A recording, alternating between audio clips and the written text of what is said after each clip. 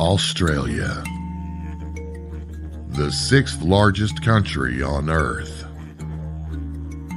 An ancient, rugged, and unforgiving land with abundant animal life, both beautiful and deadly. Found within its awe-inspiring landscapes and natural beauty exists a deep history of unexplained mysteries for anyone with the courage to investigate them. Tonight, we join Ben on a journey across this vast island continent in search of answers to events that have reshaped the lives of so many that have been exposed to Unexplained Phenomena Australia, with your host, Ben Hurl.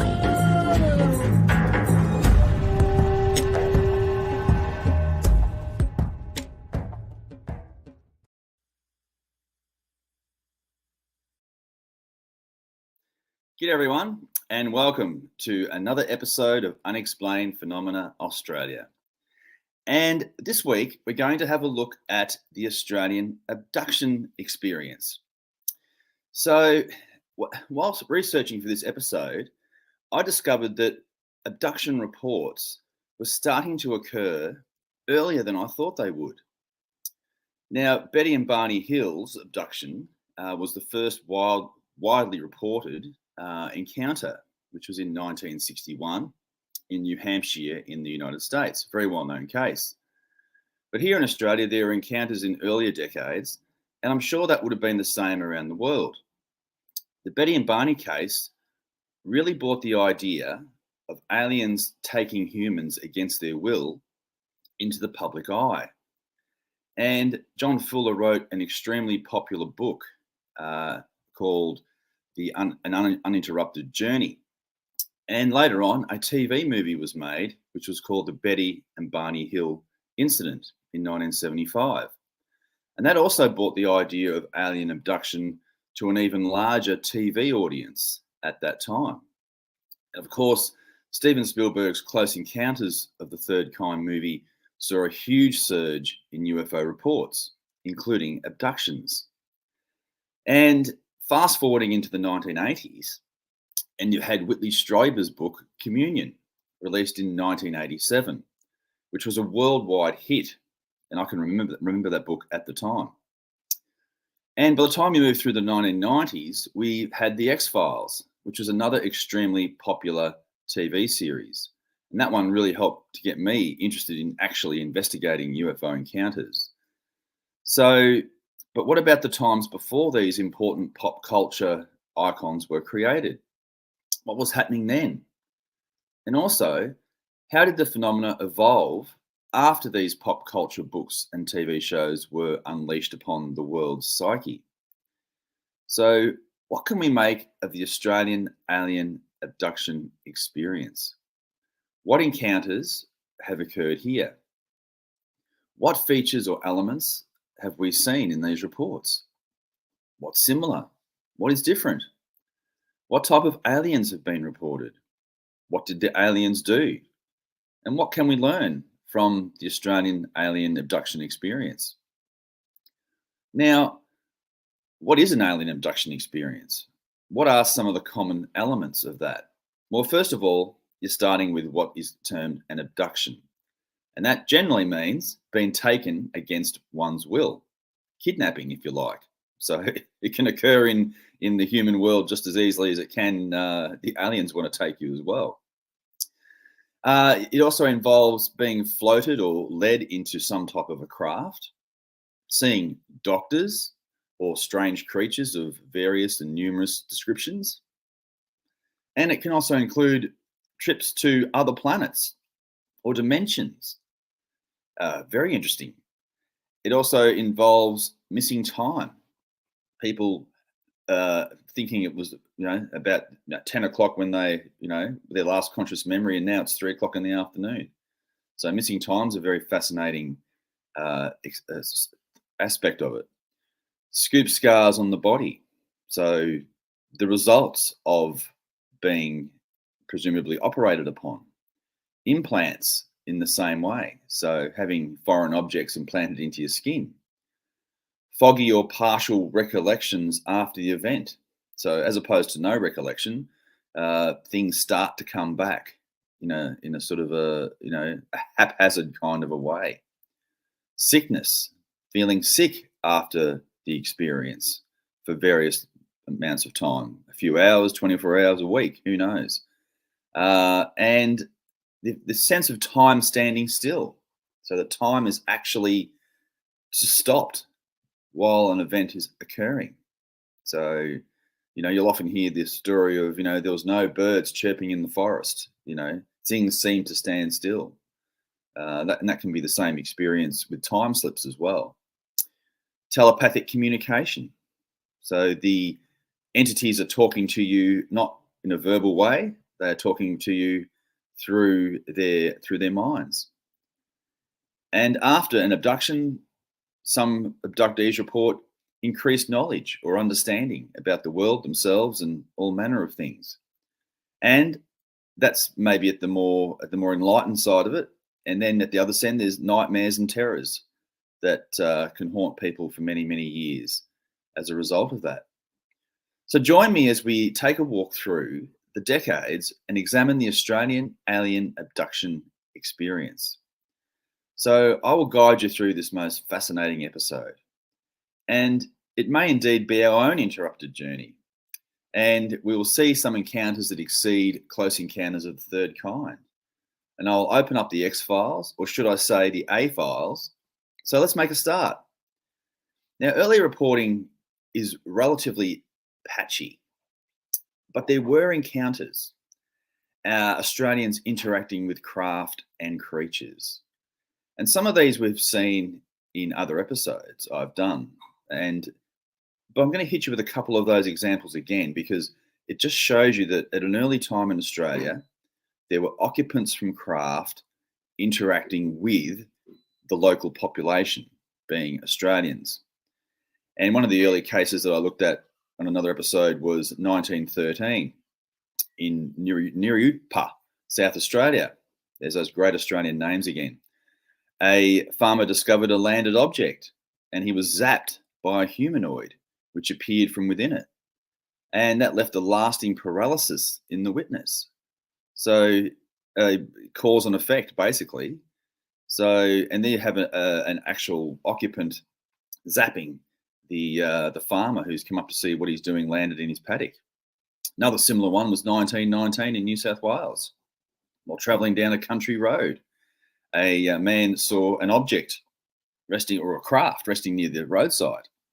And he saw that a man was apparently working on it. And he went over to offer assistance. The stranger turned, as if surprised, and pointed something at the witness, who was knocked senseless. Now, when he came to, the object and the man had gone, and he found that his memory was never the same again. So again, that's that 1919 period. A lot going on there that's showing that similar interaction with these early ones are really sort of like, get the hell away from us. That's really what that is about. That's interesting too. And then I think I spoke about this one just recently in the last couple of weeks. There was the 1933 case in the Great Sandy Desert where the Aboriginal woman had claimed that the tribe had been frightened off from the area of Discovery Well when a large shiny egg came out of the sky. In broad daylight, the strange object flew low over them. Several beings, and they were described as strange, grey-skinned, man-like, came out of the egg. And the woman said she was stunned by one of the beings, carried on board into the egg, and the interior was glowing inside. And she was strapped to a shining table and apparently experimented with. So 1933, that is what you would call an abduction experience, with something landing and being taken on board, strapped to a table.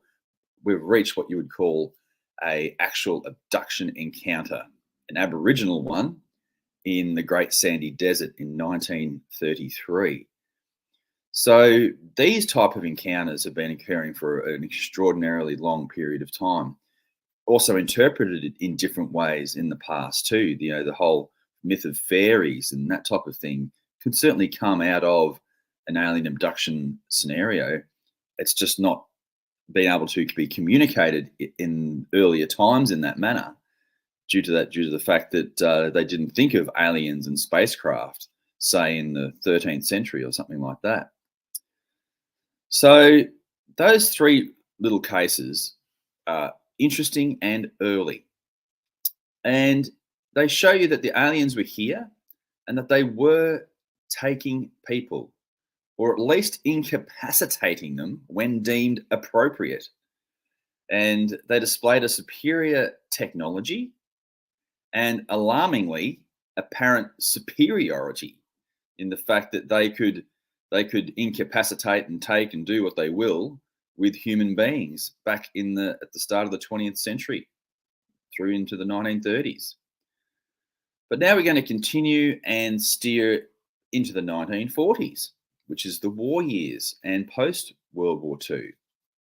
And there was a man in 1942 who reported that he had experienced a lifelong series of events. He was awaking paralyzed. He described lights in his room and apparent beings in his house during the 40s. So here we see this, all the elements are there. They're continuing on. In 1949, a man who's known as Eric B was aged 16, and he was riding his bike on one side of town at night. This is in Newcastle, New South Wales. Haven't got any maps today. I thought I'd stay away from the maps. And suddenly there was a blank period. And next he was aware of being on the other side of town with no idea as to how he'd gotten there. He apparently had no injuries. And later, when a barber was cutting his hair, a little V-shaped scar was found on his head, for which he could not account for. So he's had apparent missing time. He's been in one location and moved to another location, and he has had an apparent V scar on his neck, which could indicate a possible implant in him. So that's 1949. So we're seeing these really interesting little sort of events that are occurring, and I'm just going to sort of flavour us up today with a bit of classic imagery. So this is the type of imagery that was starting to come out around the 50s, and or even earlier than that. I've got some original amazing stories editions, and they've got some incredibly conceptual pictures from the 1920s. So all these types of images I love, and have a great passion for this sort of artwork, and it just sort of really brings out that classic flavour. And here's one that I found that I really liked, of the little green men on tour, presumably in New York City, perhaps. Interesting little picture, and amazing stories, brilliant. And we've just got a couple more. So around this era, this is the type of imagery that people are seeing, certainly in the magazines, the books, etc. And this is a really good one too.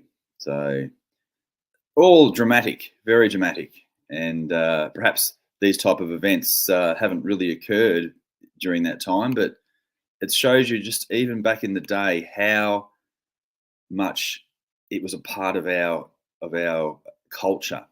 So aliens and alien invasion, alien abductions has been a concept that's been around for a very long time.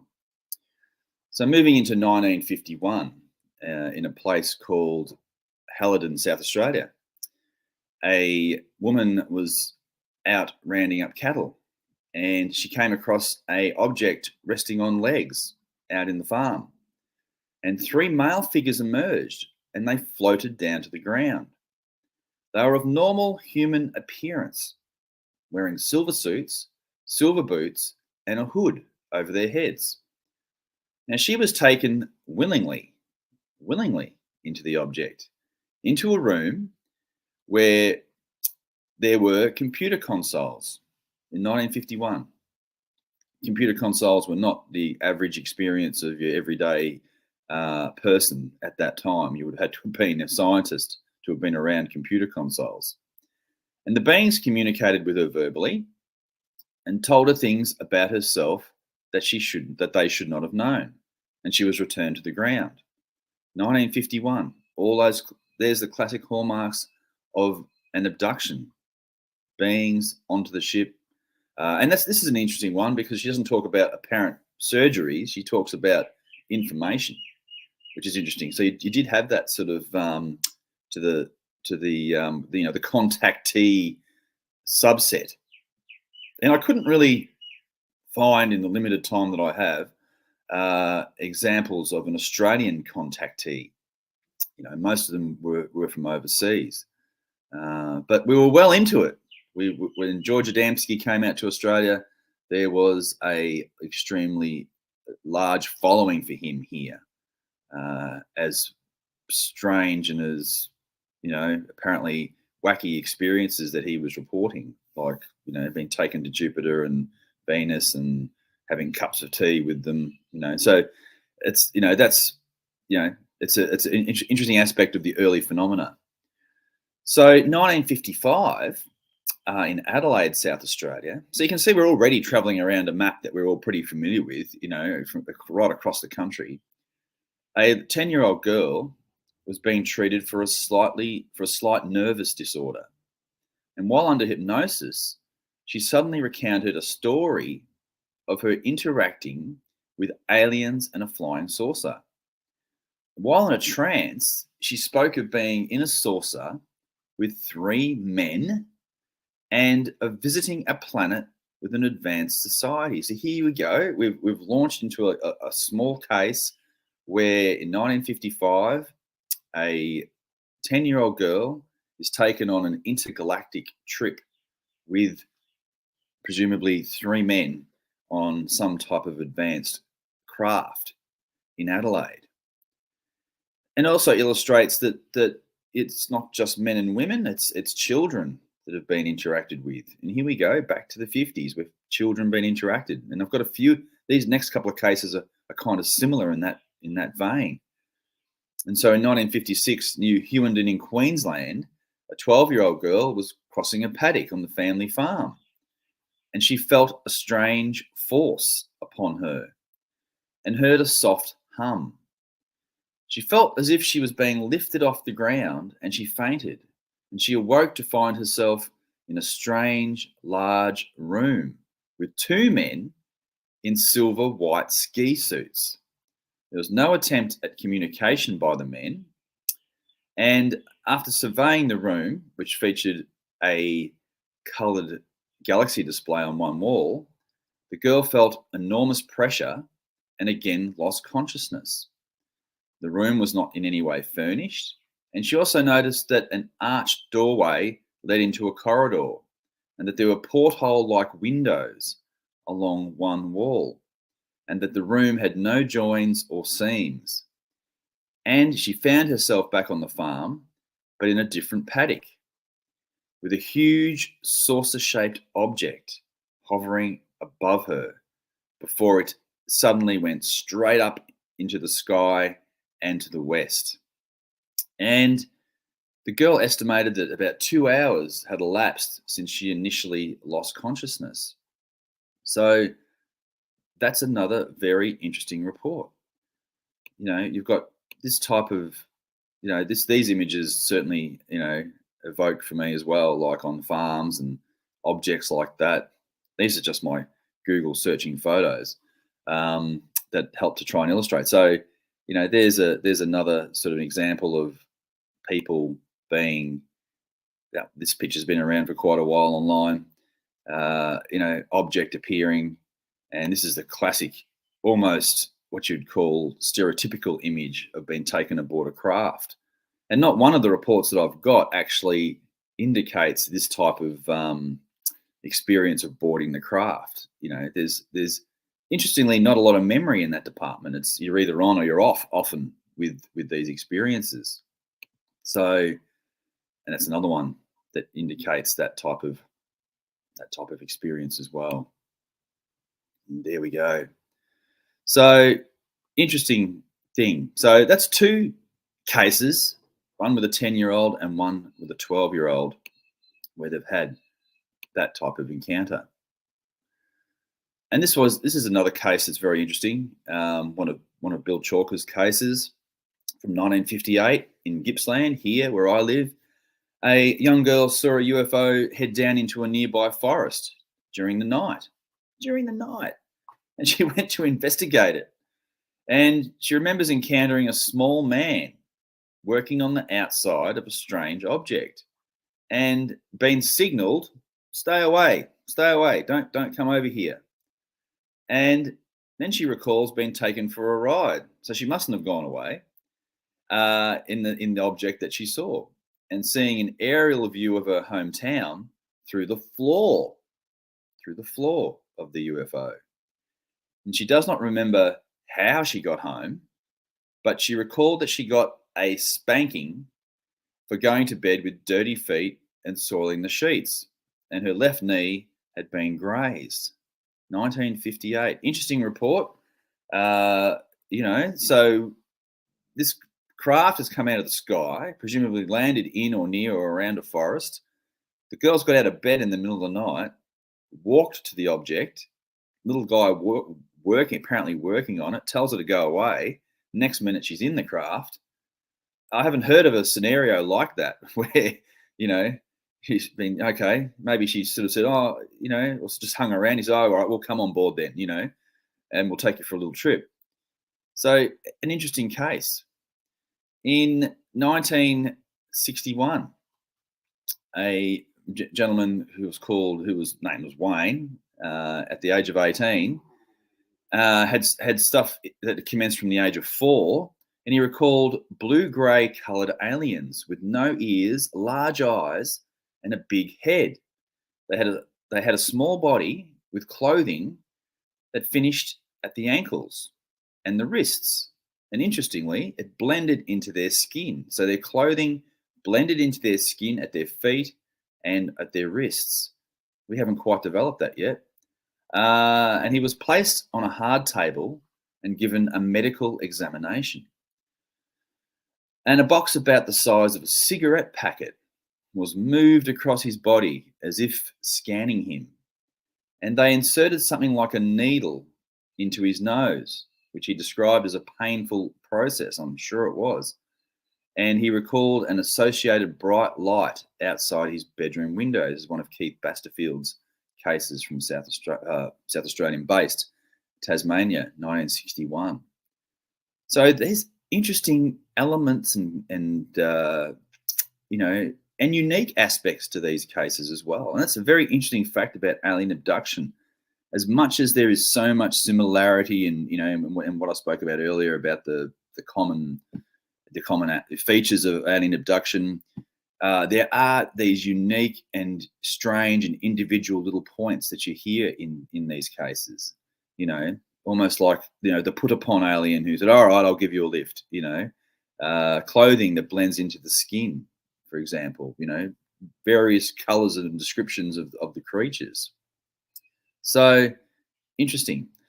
So 1962, New South Wales, 1 female, 2 males, had 2 abductions occur, and a 21-year-old woman partially recalled, consciously and partially by hypnosis. She was in a moving vehicle with 2 men in a rural setting when a UFO approached them, and the area lit up and she became paralyzed. And she was taken by light beam, light beam into the UFO, where she found herself in a round grey and white space. So that's interesting. There's one that, going back to those images before,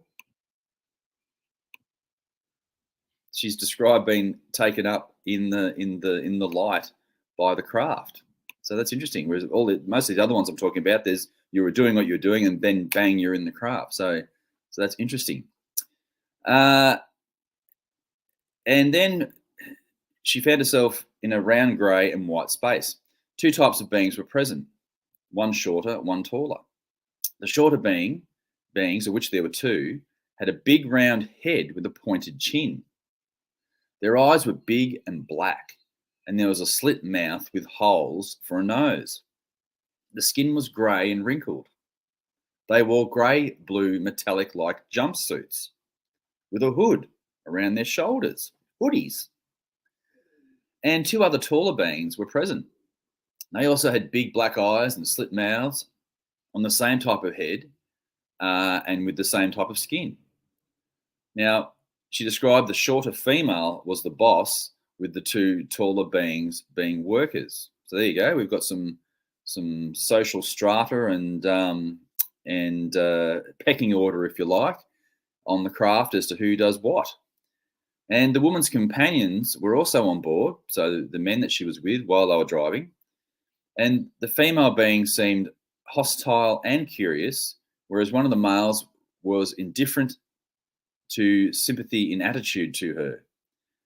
They communicated to her with telepathy, with an instructional message that they meant her no harm. That's interesting, isn't it? An instructional message. So it's almost like pressing play and you must listen to this. A gynecological examination was conducted on a table and eggs were taken from her. She was told her eggs were going to help found a new lease of life for their race. And they also said they were refugees from a dying planet and that we, as in Earthlings, were also doomed. And she had no idea how she left the space, but all three humans were returned to the vehicle. Rather complex. Again, a very interesting case that sort of shows you more classic examples of the abduction experience with taller beings, smaller beings, eggs being extracted. Interesting about the dying race. I think that's come up in many reports as well, that we're helping to reseed a dying race. So that's kind of interesting. So 1962, Melbourne, Victoria, is around the time when these events occurred. And in April 1991, a married Melbourne woman related a series of events extending back some 14 months from that time. These included her 6-year-old son reporting that 5 to 6 little men entered his bedroom and shone a torch at him. 5 to 6 little men. He felt paralyzed, and while there, the men telepathically told him they were not going to hurt him, but examined him and pushed something up his nose. He described them as having grey skin, big heads, and black eyes. And the woman recalled an episode where something tried to physically pull her out of bed during the night, physically pulling her out of bed. She also recalled an episode at the age of 7, this is the 1960 connection, where she thought she was in a dream where 3 pixies entered her room and abducted her.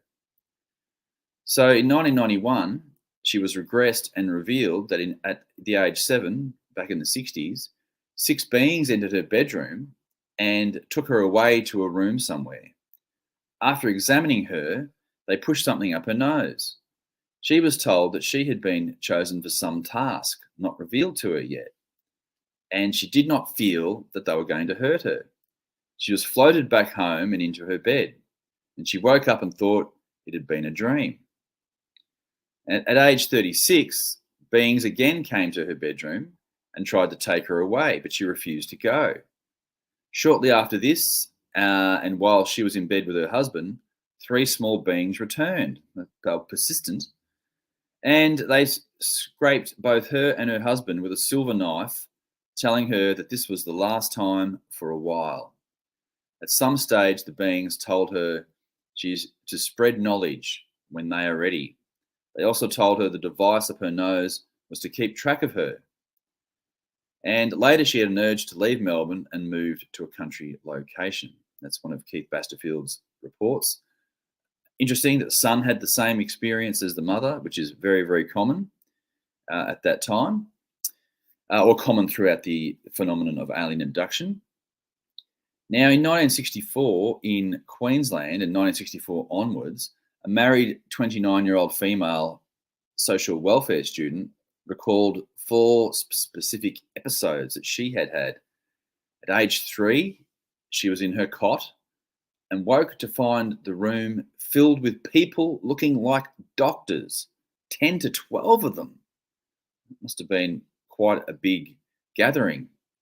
And at this stage, she shared a room with her mother and believes that they examined both herself and her mother. The beings each had a glow of light around them. And for some reason, she had a feeling of closeness to 2 of them. They felt female. And this episode was recollected when she later, for the first time, saw a magazine picture of an operation, a human operation. That was a trigger for her to remember. And at age 19, she recalls being taken from her bed and floated out of the window up into a spaceship, which had been hovering outside the house, or hovering over the house. At 20, she was floated out of the back door on a bright moonlit night, and she can recall the wind in her hair and being floated back in the same way. So she had a lot going on from 1964 moving through her life at that time. So all the classic hallmarks of alien abduction are there. So, we've got people seeing, this type of entity, which is the very popular description and depiction of what we're seeing in alien abduction encounters. These guys are appearing time and time again in bedrooms, the little doctors. They're out there. And waking up to that would be very shocking for anyone, I don't doubt. So they're just classic images of entities that have been reported. These 2 next images are probably a little bit sort of semi-confronting in that that's pretty much the classic description. The laying on a table and having the little doctors standing around you. And this is another one that's from the personal view, looking back up to see what's going on. And this one's a little bit unsettling as well. So some spooky imagery just to show you what people may have seen. So 1966 in Sydney, a lady called Hazel said that she was in bed, felt restless, and went outside to the toilet. Back in those days, we used to have outside toilets. They were not in the house. They were more common back then anyway. And there was a huge silvery UFO present, and a ramp led to it, and she went inside. The ramp closed behind her, and next day she had only vague recollections of what had happened. However, on seeing the movie Close Encounters of the Third Kind, which was many years later, some fragments returned. And when she thought about the episode, she had headaches. So if you think about it, she got a headache. It's almost like a blocker. She had a headache. Inside the UFOs were 4 beings. There was communication. She felt happy about it, that it was a wonderful experience. She had a very unhappy life on Earth and was given the choice of staying here or going with them. It's interesting. But she decided to stay because of her children. And the next moment, she came to in the kitchen and then went to bed. And she also had childhood experiences. Aged 4 to 5 years, vague figures. She saw 3 versions of herself. Figures holding one version, another version in bed, while the third version was observing it all. That's an interesting concept as well. And in 1964, she awoke from sleep to find the whole room lit and little figures by the bed, grey hoods with no visible faces. Just going to have a quick drink of coffee. It's actually 6 o'clock in the morning here, so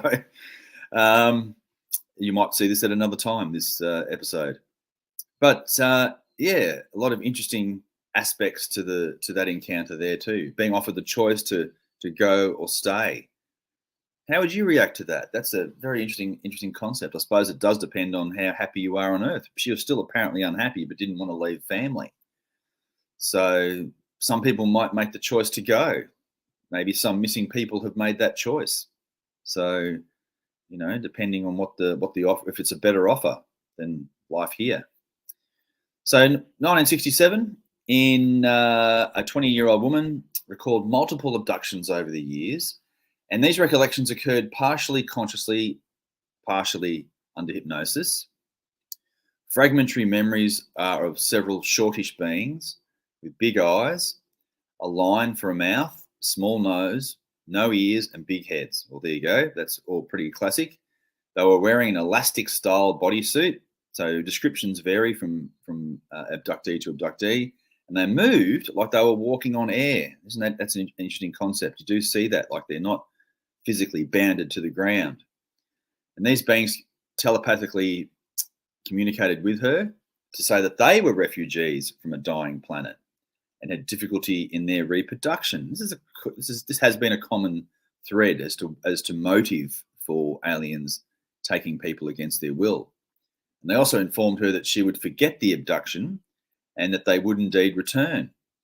And she was examined by the beings, and something was inserted into her left ear by a long, thin needle. On board the UFO was a normal atmosphere, and she met a being who made her believe it was tall and handsome, whereas it was really short. And there was also groups of old men who reminded her of a group of Greek philosophers. Isn't that interesting?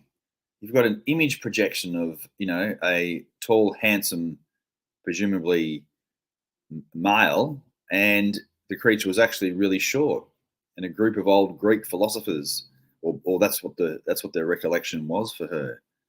So interesting. In 1966-67, a man recalled an event. He was in a moving vehicle in a rural environment when the car engine stopped. It then started again, and he first drove, then walked to the place of the event. And on this occasion, there was no UFO, but he recalls other abductions inside a UFO.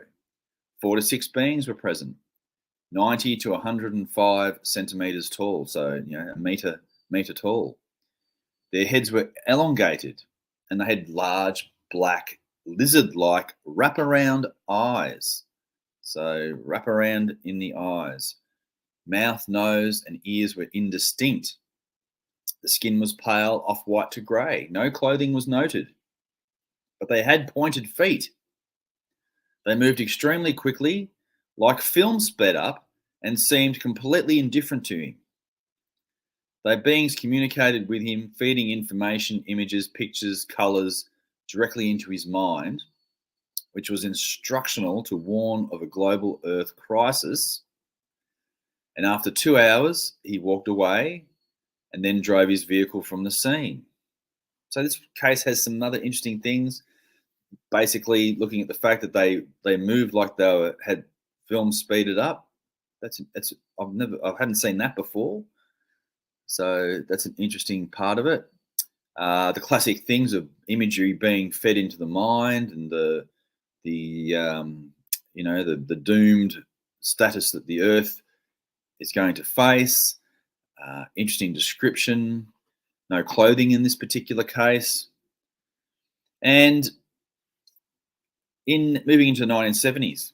So one night in September, October 1970 in Sydney, a boy who was aged about 15 noticed a red and orange glow in the bush close to his home, or the forest close to his home. He took his dog and went to investigate.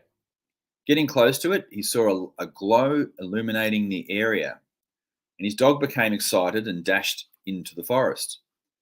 There next appears to be a discontinuity in his physical and emotional reactions, an apparent period of missing time. And he next recalled seeing an owl fly past him, and he could hear his own internal thought. And this thought was, there's something I should remember. There's something I should remember. Strangely, he felt comfortable with this, lost interest in the glow, and went home. Now, regression in August and September 1992 uncovered an event at age 3 or 4 when he recalls a red glow in his bedroom. He found himself in a forest near his home with a female presence like a praying mantis. He then recalls floating into a vat of warm fluid. So, glow in the forest. This is the first appearance of a mantis type being described. And, very, very interesting. Moving into the same year, 1970, on the Nullarbor Plain across South Australia, Western Australia, where there's been so much UFO activity.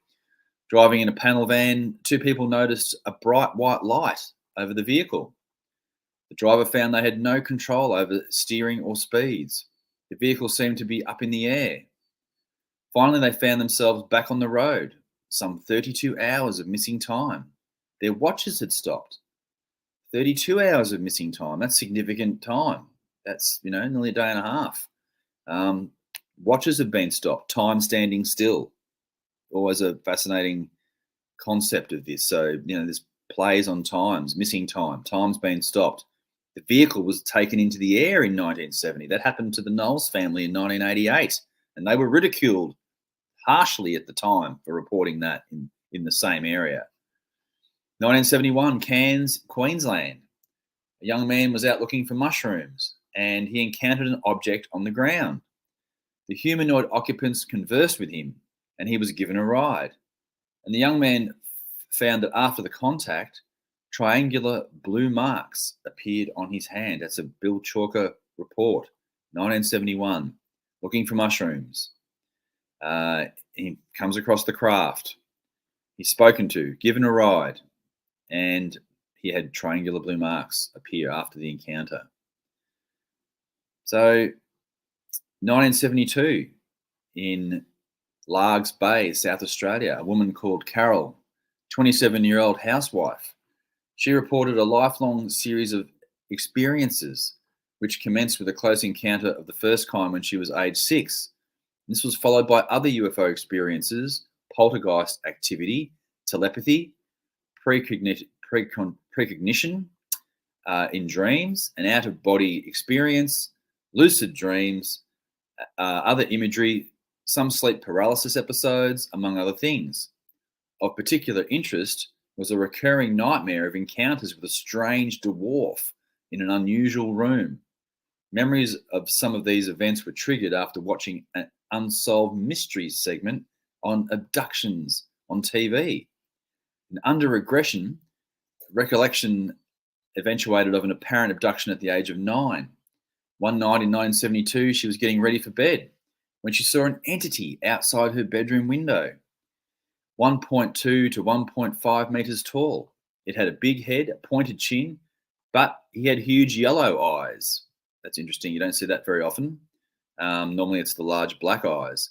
A skinny little white coloured body, which glowed, and no nose or mouth, no ears, and she was somehow floated up to a light in the sky, which became a UFO.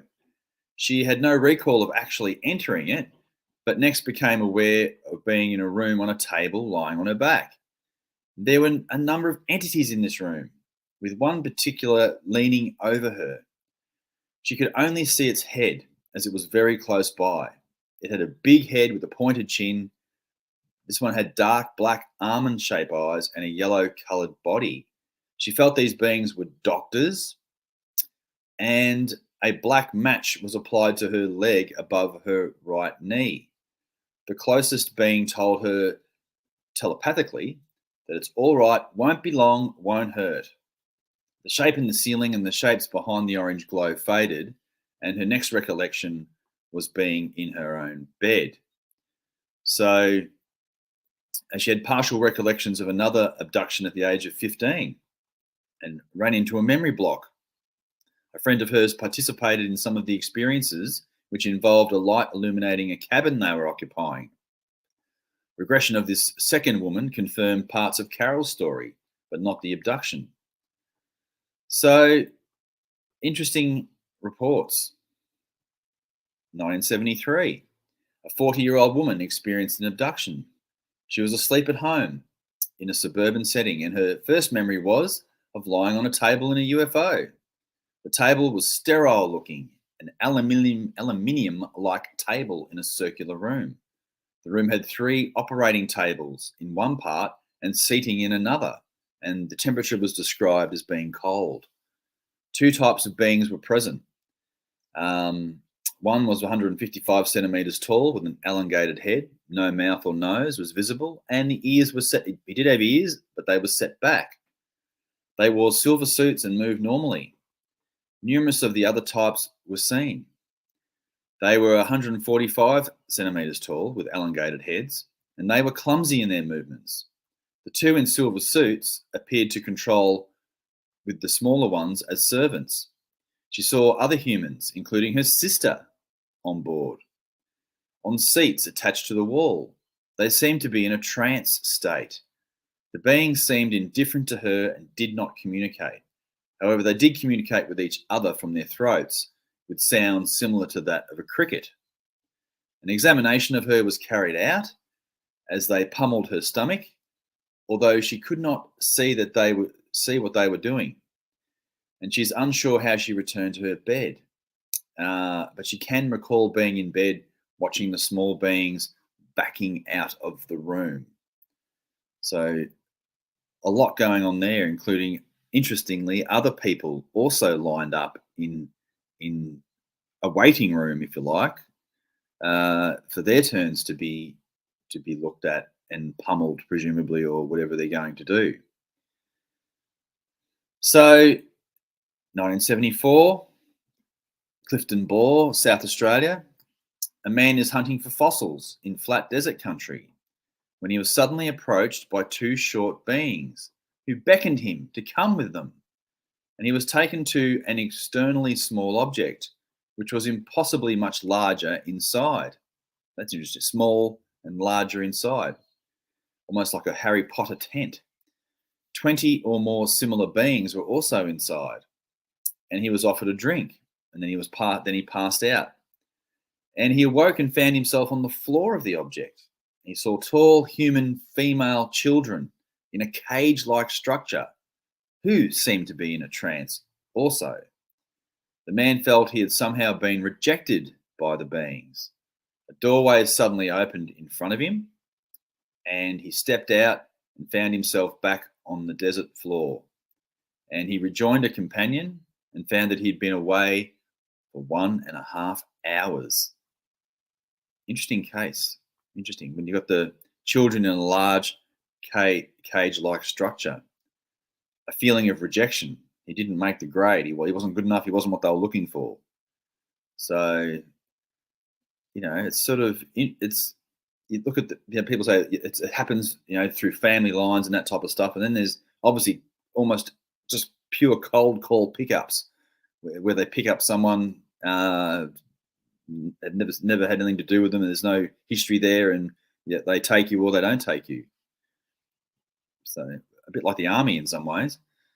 And 1974, Elizabeth, South Australia, a woman recalled that as a 9-year-old, she and a friend observed a UFO at close range, and she had memories of observing the object from 2 different angles of view, but no recollection of moving between the 2 locations.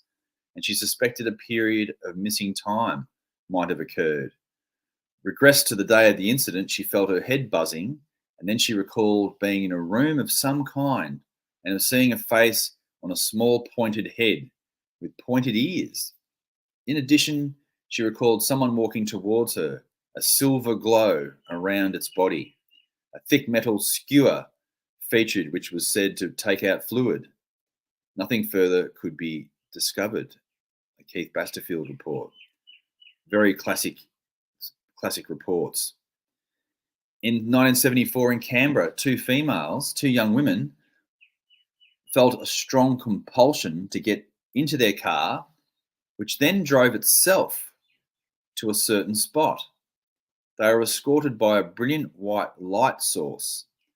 Vague human shapes were seen, as well as strange noises heard. There was an episode of missing time. So that's the first time I've heard of a car driving itself to a certain location. They must have sat there almost in some type of a zombie state, because you can't see people not going off at a car driving itself. I think that would be a rather unsettling experience. So, so this in the early 70s was a big time for UFO activity around the world. I definitely regard that as a flap era. 71, 72, 73, 74. They were all pretty busy years, particularly 72 in Australia, 71, 72 here. So still in the 70s, basically 1974, New South Wales, a 17-year-old boy was in bed when he woke up to see a very bright white yellow light. The bottom of his bed clothes was lifted up, and he felt powerless and paralyzed. He experienced a euphoric feeling, and he had no recollection after that. And since the incident, he has had episodes of automatic writing. And I think that does occur. 1975 in Coolah, New South Wales, 3 men were out hunting, and they came across a large black object which was hovering over the trees. And one man ran towards the object, and he actually fired a shot at it. And from the object emerged a number of circular red objects which darted around. The next recollection was a packing up of their guns and going to sleep. Several years later, one of the men, after watching Close Encounters, recalled portions of the event, which included a portion of missing time. So they do experience hunters, fishermen. They have their encounters with UFOs, and I've heard of them being, taking the gun and shooting at them as well. So that's it. It happens, and people with hunting dogs being scared, and strange lights and everything. So these incidences certainly do occur. In 1976, in New South Wales, a 31-year-old woman was vacuuming around noon one day when she suddenly felt ill. And all of a sudden, 3 little beings just appeared in front of her. One being was apparently female, was at 1.5 meters tall, very slender, with a very elongated face. The other 2 appeared male, were much shorter, with chubby, broader faces. All 3 of them were described as having large eyes, with just a hint, of a nose and a mouth. Each one was shrouded like a cloak on them.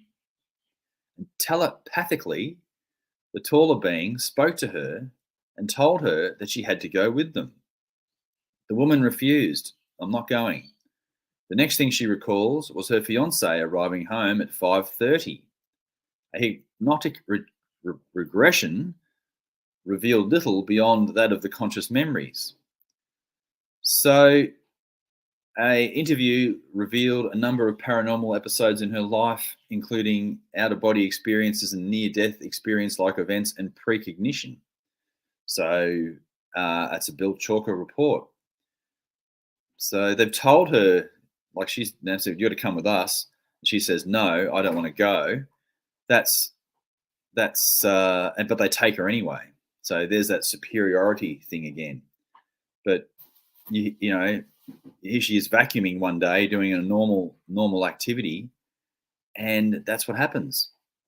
So in 1976, in February, in Hobart, Tasmania, a man and his wife had gone to bed, and she fell asleep, leaving him awake.